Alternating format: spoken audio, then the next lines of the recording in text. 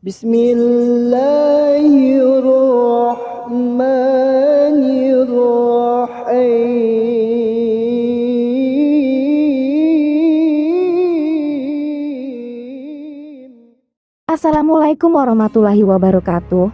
Sahabat takwa dimanapun kalian berada, selamat berjumpa kembali di channel At-Taqwa Kaliangat.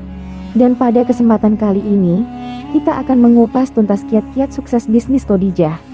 Tapi sebelum lanjut, jangan lupa klik subscribe, like dan lonceng notifikasi untuk mendukung channel ini agar terus menyiarkan syiar Islam. Di dalam hidup ini, kita diwajibkan oleh Allah Subhanahu wa Ta'ala untuk beribadah, karena itulah esensi utama penciptaan manusia dalam sebab turunnya di bumi. Dan tidaklah aku, Allah, menciptakan jin dan manusia selain untuk menyembahku. Quran Surah Az-Zariyat ayat 56. Meski begitu, harus disadari bahwa ibadah itu pada dasarnya adalah dimensi spiritual. Dengan kata lain, ibadah mampu ada di setiap aspek kegiatan manusia, apapun, dimanapun, dan kapanpun. Sehingga pada dasarnya tidak ada alasan bagi kita untuk melepaskan diri dari beribadah di setiap aktivitas kita sehari-hari, termasuk pada saat bekerja.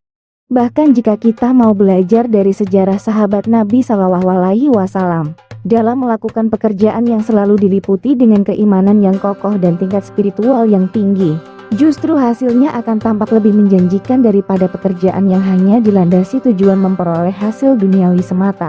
Salah satu contoh mereka yang berhasil sukses dunia karena melandasi setiap aktivitasnya dengan spiritualitas yang patut kita teladani adalah beliau, mulia Ummul Mukminin Sayyidah Khadijah radhiyallahu anha.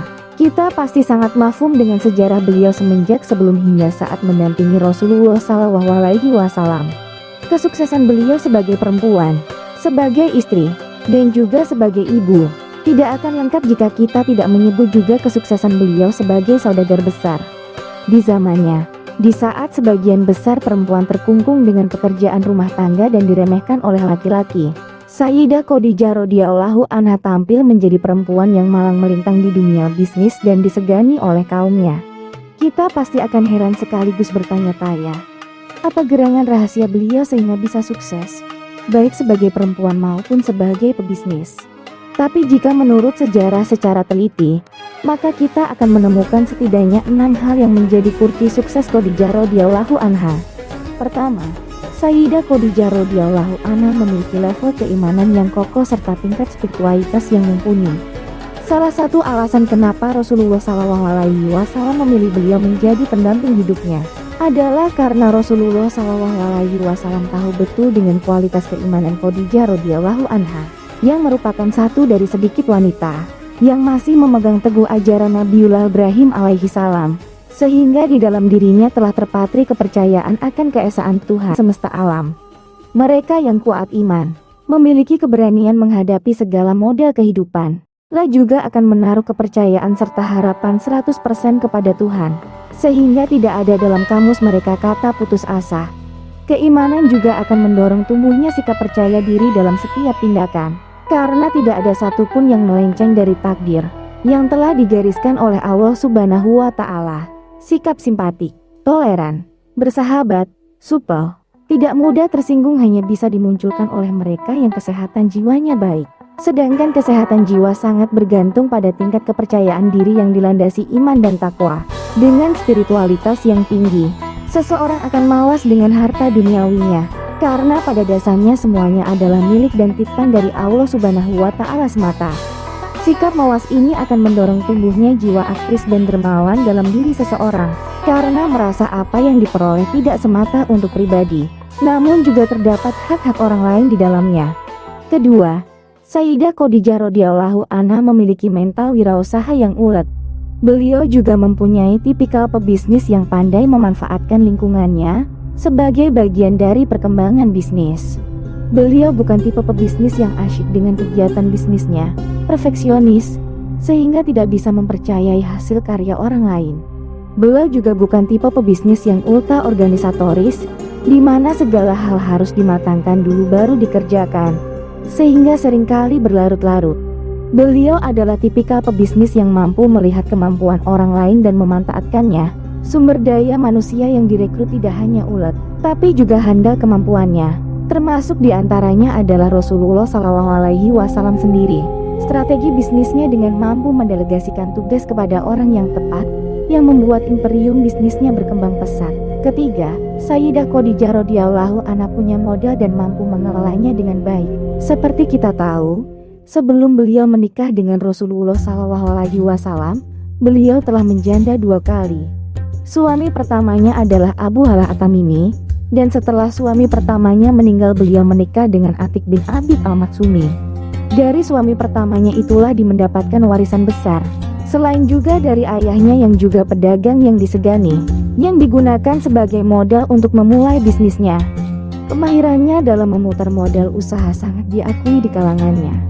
Bisnisnya tumbuh pesat karena beliau sangat mahir melihat peluang dan tidak ragu dalam mengambil keputusan yang dianggapnya tepat. Keempat, Sayyidah Khadijah radhiyallahu anha sangat jeli dalam merekrut sumber daya manusia serta menjalin mitra bisnis.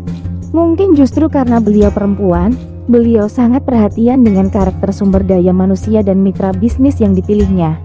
Hal yang paling diutamakan dalam pemilihan sumber daya manusia adalah seberapa jujur dan adil sumber daya manusia tersebut. Tidaklah heran jika Rasulullah SAW adalah salah satu sumber daya manusia favoritnya, sehingga sering menjadi delegasi dagangnya keluar daerah.